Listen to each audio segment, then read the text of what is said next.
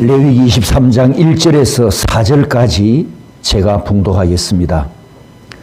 여호와께서 모세에게 말씀하여 이르시되 이스라엘 자손에게 말하여 이르라. 이것이 나의 절기들이니 너희가 성회로 공포할 여호와의 절기들이니라. 여세 동안은 일할 것이요 일곱째 날은 쉴 안식일이니 성회의 날이라. 너희는 아무 일도 하지 말라. 이는 너희가 거주하는 각처에서 지킬 여호와의 안식일이니라. 이것이 너희가 그 정한 때에 성회로 공포할 여호와의 절기들이니라. 아멘. 여호와의 절기 도표를 보시면 가운데 맥추절을 중심으로 왼쪽 1월 달에 유월절, 무교절, 초실절 세 개의 절기가 있고 오른쪽에는 7월 달에 나팔절, 속죄일, 장막절 해서 7개의 절기가 이렇게 순서대로 정리되어 있습니다. 우리 인간은 짐승과 달리 시간을 계획하고 달력에 기록된 1년 12달 기준으로 삶을 계획하고 살아갑니다. 학교에 입학하면 학사 일정을 따라 수업이 진행되고 회사원은 회사의 연중 계획대로 업무를 처리해야 합니다. 각 국가는 국가 행사와 국가 절기와 정치 달력대로 국정이 진행되고 한 가정도 벽에 걸려있는 가정의 달력을 따라 가정사가 돌아갑니다. 인간이 모인 곳에는 시간과 달력이 없는 곳이 없죠. 이것이 우리 인간이 짐승과 다른 점입니다. 우리는 인격을 가진 존재이다라는 것을 알 수 있습니다. 첫 번째 생각할 말씀은 오늘 본문의 레위기 23장을 보면 여호와의 절기라는 말씀이 많이 언급됩니다. 성경에도 달력이 있고 여호와께서도 피조세계 시간 질서와 순서를 따라 통치하시는데 특히 성경의 달력을 여호와의 절기라 이렇게 말씀하셨습니다. 37절과 39절과 44절에도 여호와의 절기라 이렇게 말씀하십니다. 즉 하나님의 구속 역사가 여호와의 절기를 따라 통치되는 것을 성경에서 보게 됩니다. 그 다음에 두 번째는 안식일로 시작되는 절기입니다. 여호와의 절기라고 말씀하시면서 덧붙인 것은 성회의 날, 곧 여호와의 안식일이라 이렇게 말씀하셨는데요. 성경에 기록된 이 절기들이 중요한 두 가지 이유는 첫째는 우리의 절기가 아닌 여호와의 절기라고 말씀하셨고 두 번째 중요한 이유는 거룩한 모임을 가지는 여호와의 안식일이기 때문입니다. 구약시대 성도들이 성경 달력대로 7개의 여호와를 지키는데 안식일이 모든 절기의 시작이 되어서 이 7개의 절기에 7번의 안식일이 들어있습니다. 무교절의 첫날과 마지막 날, 77절, 나팔절, 속죄일, 그리고 초막절의 1일과 7일이 모두 안식일입니다. 그리고 매 7년 주기로 돌아오는 7년째를 무슨 년이라고 하죠? 안식년이라고 명하셨고 이 7년을 7번 지나면 49년 그 이듬해를 무슨 년이라고 합니까? 희년이라고 그렇게 부르면서 안식년과 희년, 자유를 얻는 이 의미를 담아서 하나님께서 말씀하셨습니다. 그래서 이 7절기가 우리에게 보여주는 타임 스케줄은 안식일의 패턴을 따르고 있다는 점입니다. 안식일의 패턴, 이것은 곧 창조의 패턴이고 7일 창조의 시간 질서이기도 합니다. 첫 창조 때에 하나님께서 6일 동안 창조하신 후 7째 날에 쉬시면서 안식일을 명하신 것처럼 우리 인간에게도 동일한 안식의 질서로 살아갈 것을 명령하셨습니다. 특히 레위기 16장 31절에 보면 따라서 합니다. 안식일 중의 안식일. 이날은 7월 15일 속죄일입니다. 이 속죄일은 절기가 단 하루뿐이거든요. 하루의 절기인데 전체 이스라엘 백성들이 회개하고 애통하며 또 스스로 괴롭게 하면서 죄 씻음 받는 날이어서 안식일 중의 안식일이라 이렇게 말씀하셨습니다. 여러분, 안식일은 노동하던 인간이 노동을 멈추고 쉬는 날인데도 이름을 여호와의 안식일이라 하셨고, 절기도 인간들이 지키는데 여호와의 절기라 이렇게 말씀하셨습니다. 여호와의 안식일, 여호와의 절기 이렇게 말씀하셔서 우리 인간들이 하나님께 이 절기를 내가 왜 지켜야 합니까? 안식일에는 왜 출근하면 안 됩니까? 까까까 이렇게 하나님께 반문할 수 없게 되었습니다. 무슨 뜻이냐 하면 이 날들은 우리의 소유가 아닌 하나님의 소유여서 날에 대한 주권과 자유가 우리 인간들에게는 없다라는 뜻입니다. 그 다음에 세 번째 의미는 미래에 일어날 사건을 예언하는 절기입니다. 우리 대한민국에도 국가 절기가 많이 있죠. 3.1절, 광복절 이처럼 우리 국가에도 절기가 많이 있는데 여러분 인생사에, 여러분 가정사에도 절기가 있지 않습니까? 태어난 것을 축하하는 생일, 또 배우자를 만난 것을 기념하는 결혼기념일, 육순, 칠순, 팔순, 구순 장수한다고 이렇게 순자를 붙여서 또 절기를 기념합니다. 그런데 우리 인간사에서 만들어지는 절기는 잘 들어보십시오. 우리 인간사에서 만들어지는 절기는 사건이 일어나고 난 후, 사건이 먼저 일어났고 그 이후에 이 과거의 사건을 기념하기 위해서 절기를 만든단 말입니다. 그런데 성경에 기록된 여호와의 절기는 아직 사건이 안 일어났어요.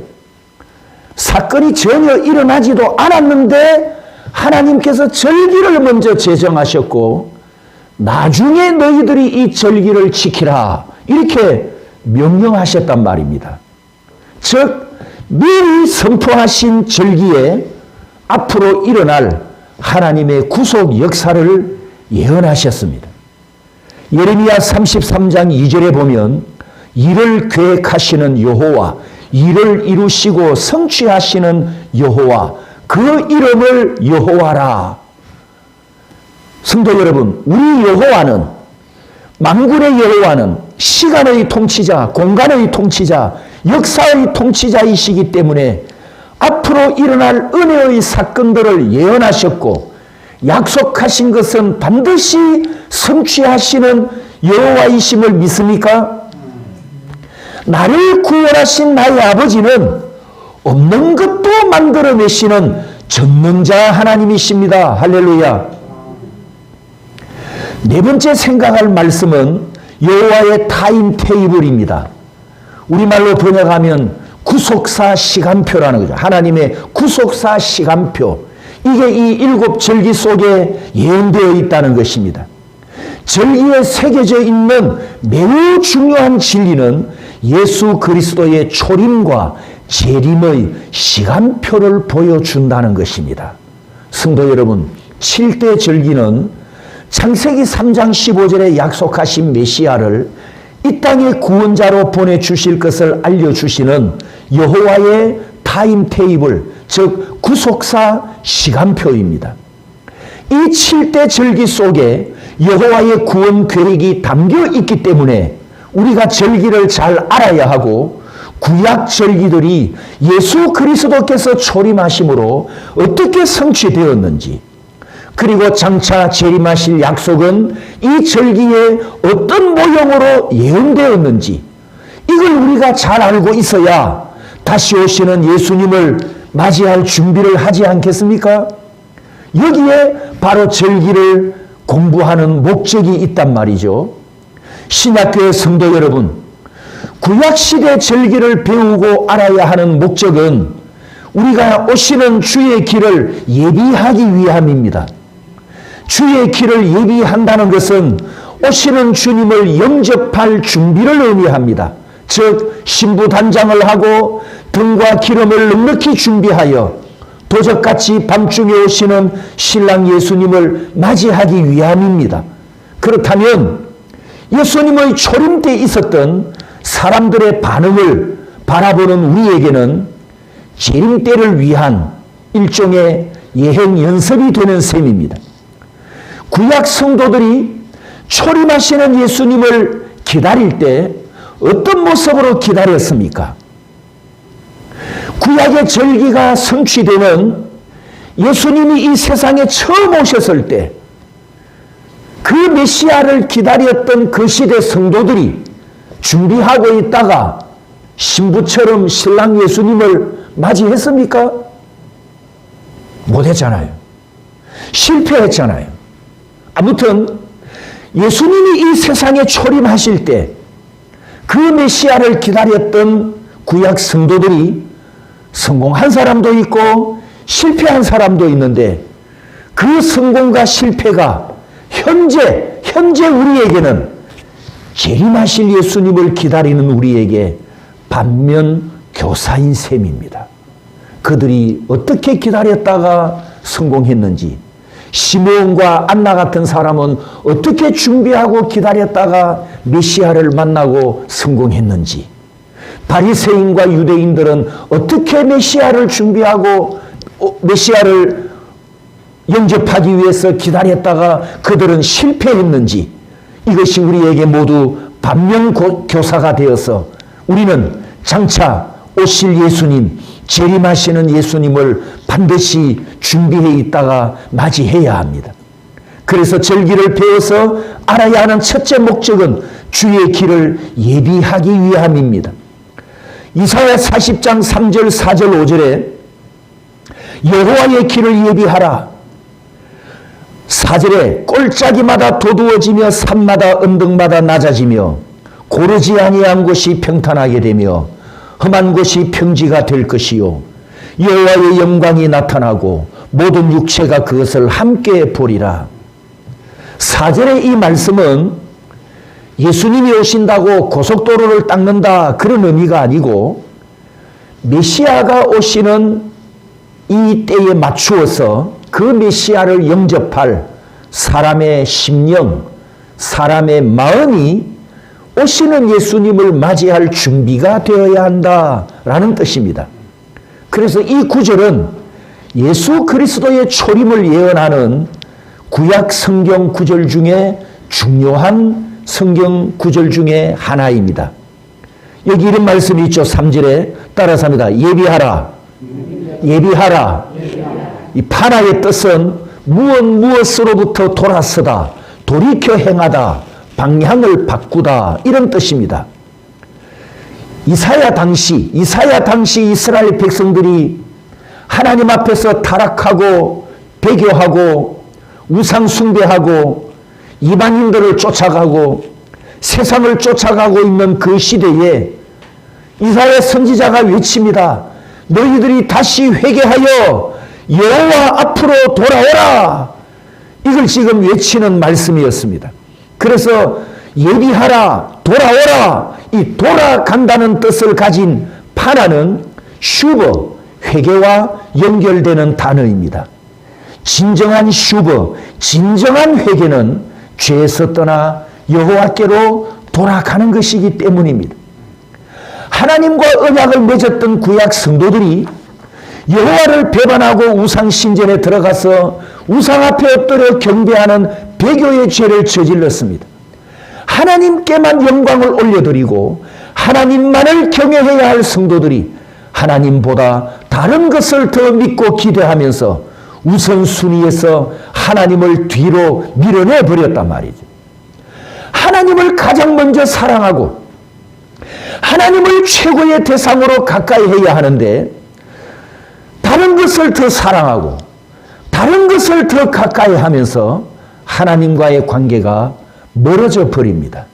그러면서 하나님께 예배 드리는 것은 형식이 되어버리고 의무가 되어버리고 예배가 체면용으로 변질되어 버립니다. 마음이 이렇게 멀어진 성도들에게 하나님께로 돌아오라. 약속된 시간 안으로 약속된 절기 속으로 돌아오라. 메시아가 곧 오신다. 이렇게 이사야 선지자가 회개를 촉구했던 것입니다. 두 번째 절기를 배우는 목적, 이 이사야의 예언이 700년 뒤에 성취되는 장면, 똑같이 세례 요한이 이렇게 외치고 있습니다. 세례 요한이 마가복음 1장에 이사야의 글을 인용하면서 내 사자를 내 앞에 보내노니 그가 내 길을 준비하리라. 백성들에게 외칩니다. 세례 요한이 너희는 주의 길을 준비하라. 그의 오실 길을 곧게 하라. 이렇게 외친 것은 4절 끝에 죄사함을 받게 하는 회개의 세례를 베풀고 회개하라는 촉구였다라고 말씀합니다. 성도 여러분, 사람의 몸을 입으신 예수님께서 처음 세상에 오시는 길을 준비하는 것이 심령과 삶을 정결케 하는 것이고, 구약 제사장이 속죄 제물을 바치면서 제단의 제물의 피를 뿌려 헌제자를 부정함에서 정결하게 했던 것처럼 세례 요한이 마지막 제사장으로 와서 죄인들에게 회개를 촉구하며 정결하게 하는 씻음과 세상과 구별하는 세례를 베풀면서 사람들의 심령에 메시아를 영접할 거룩한 준비를 하는 사역을 하는 모습입니다. 이 시대의 성도들처럼, 성경에 기록된 이 시대의 성도들처럼 여러분, 저와 여러분은 두 번째 오시는 주님을 지금 기다리고 있습니다. 저는 이 자리에서 2000년 전 세례 요한처럼 예수님께서 두 번째 오심을 예언하며 선포합니다.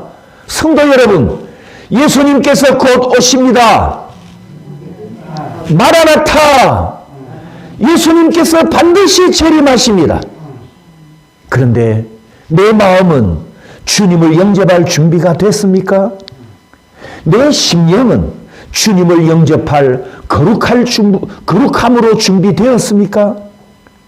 혹시 내 마음에도 하나님보다 더 사랑하는 것, 하나님보다 더 의지하는 것이 없습니까? 만일 있다면 슈버, 진정으로 하나님께로 돌아가는 진정한 회개, 하나님께로 돌아가야 합니다. 성도 여러분, 우리는 지금 마지막 절기를 기다리고 있습니다. 그 마지막 절기가 무엇입니까? 바로 예수님의 재림입니다. 그러므로 우리는 예비해야 합니다. 우리도 준비하고 기다려야 합니다. 재림 나팔 소리가 울리고 나서 준비를 하면, 나팔 소리가 울리고 나서 준비하면 마지막 기회를 놓친다는 것을 마태복음 25장에 미련한 5 처녀 비유를 통해 주님이 다 가르쳐 주셨잖아요. 여러분이 전자제품을 구입하거나 복잡한 기계를 구입하면 설명서가 없으면 어떻게 작동하는지 몰라서 애를 먹지요. 그런데 사용 설명서가 함께 오기 때문에 그 설명서를 읽어보고 따라만 하면 복잡한 기계도 쉽게 사용하는 것처럼 오늘 우리가 레위기 23장에서 보고 있는 이 7대 절기는 바로 초림과 재림 설명서입니다. 시간과 삶과 내 인생을 어떻게 사용해야 하는지 너무 쉽게, 너무 은혜롭게 하나님께서 미리 다 기록해 주셨습니다.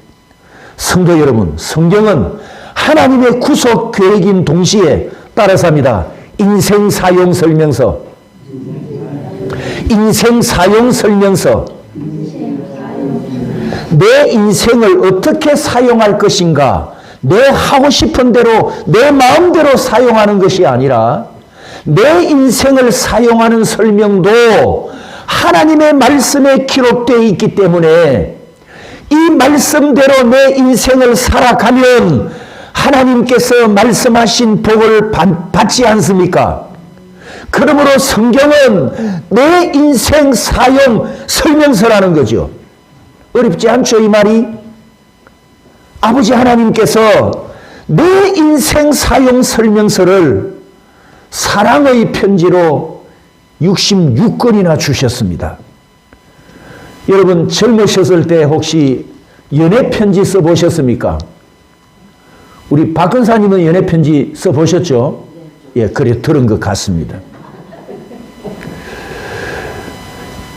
허 근사님 혹시 연애 편지 받아보셨습니까? 아이고 제가 괜한 걸 물었네. 안 써보셨지? 강경. 예. 박 근사님이 연애 편지 쓸 때 어렵게 씁니까? 그때 마음 흘러가는 대로. 그렇습니다. 여러분 연애 편지는 어렵게 쓰지 않습니다. 그죠? 내 마음을 전달할, 읽어만 봐도 마음을 알 수 있는 그런 감정과 감정의 언어로 편지를 쓰듯이 이 성경이 하나님께서 내게 주신 사랑의 편지라면 하나님께서 이 성경을 어렵게 쓰겠습니까? 네가 박사가 돼야 이거 안 돼. 그런 편지를 주실 리가 없지요. 사랑의 언어는 쉽듯이 하나님의 사랑의 메시지도 쉽단 말입니다. 죄에 빠진 죄인을 구원해내는 복음인데 어렵게 쓰실 리가 있겠습니까? 그런데 성경책이 왜 어렵죠?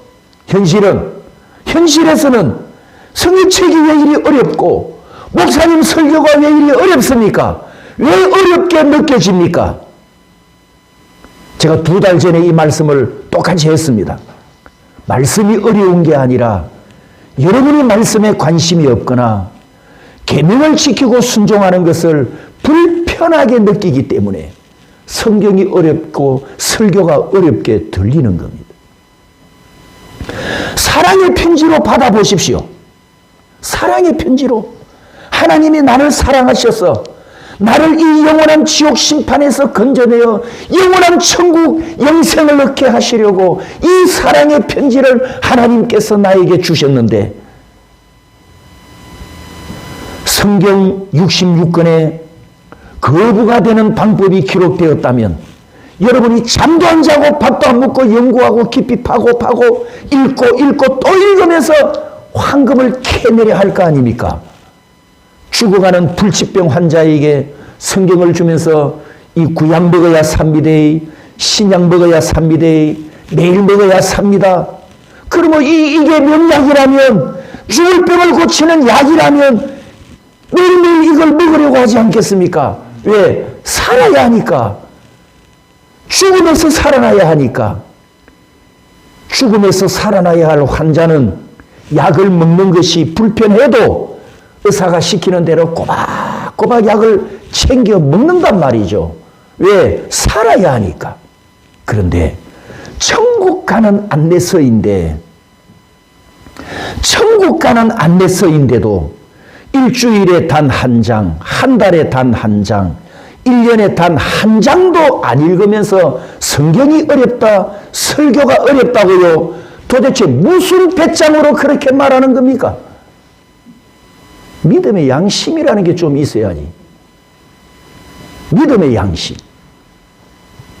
하나님의 말씀을 지켜야 하고 순종해야 하고 예수 믿는 것이 왜 이렇게 불편하고 귀찮고 힘이 드는가? 의무와 책임으로만 생각하고 생명의 양식이고 영생하는 양식이어서 내가 죽고 사는 것이 이 진리의 말씀에 달려 있다는 관심이 없기 때문입니다. 말라기 선지자 시대 이스라엘 백성들이 예배 드리는 것이 귀찮고 짜증난다 이렇게 투덜대는 것과 똑같은 모습입니다. 그러므로 사랑하는 성도 여러분, 이제 결론을 내립니다. 관심의 방향을 바꿔보십시오. 사랑의 대상을 바꿔보십시오. 지금까지 세상을 사랑하고 돈을 사랑했지만 진정한 행복을 아직도 못 얻었지 않습니까? 지금까지 세상을 사랑하고 돈을 사랑했지만 여전히 불안하고 초조하지 않습니까? 이제 다시 오시는 신랑 예수님을 맞이하기 위한 진정한 그리스도의 신부로 기다려 보십시오. 예수 믿는 것이 즐겁고 신날 것입니다. 히브리서 9장 28절 현대인역으로 우리 다 같이 함께 읽습니다. 이와 같이 그리스도께서도 많은 사람의 죄를 없애려고 단번에 희생의 제물이 되셨습니다. 그리고 다시 오실 때에는 죄를 위해서가 아니라 자기를 기다리는 사람들에게 구원을 주시기 위해서 두 번째 나타나실 것입니다. 예수님 초림은 십자가를 지시기 위해 오셨지만 재림은 심판자로 오십니다. 초림은 구세주로 오셨지만 재림은 만왕의 왕으로 오십니다. 초림은 낮은 자리로 낮아지셔서 우리 죄인을 섬기러 오셨지만 재림은 철장 권세를 갖고 오셔서 만국과 만인을 심판하십니다. 초림과 재림 사이에 있는 우리에게는 지금이 준비할 마지막 기회라는 것을 7대 절기가 우리에게 전해주는 예수 그리스도의 복음입니다. 우리 신약교회 성도들은 마지막 절기를 기다리고 있습니다. 그 마지막 절기는 바로 주의 재림과 마지막 결혼식입니다. 주님이 다시 오실 때 준비된 신부로 단장하고 있다가 마지막 절기, 마지막 결혼식에 다 함께 신부로 참여하여 영생 얻는 저와 여러분이 되시기를 주님의 이름으로 축복합니다.